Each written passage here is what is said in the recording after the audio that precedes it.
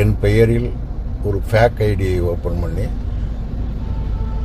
பலரிடமிருந்து பணம் கேட்பதாக செய்திகளை நண்பர்கள் எனக்கு பகிர்ந்திருக்கிறார்கள்.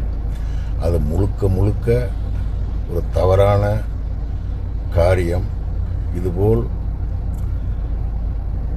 என் நண்பர்கள், என் உயிரிலும் மேலான உறவுகள் யாரும் ஏமாந்து விட வேண்டாம். தயவு செய்து எச்சரிக்கையாக இருக்க வேண்டுகிறேன். இது என்னுடைய இன்றைய பிறந்த நாளில் எனக்கான கொண்டாட்டத்திற்கிடையே ஒரு வருத்தமான செய்தி. யாரும் தயவு செய்து ஏமாற வேண்டாம். என் பெயரில் வந்திருக்கிற அந்த ஃபேக் ஐடியை யாரும் நம்ப வேண்டாம்.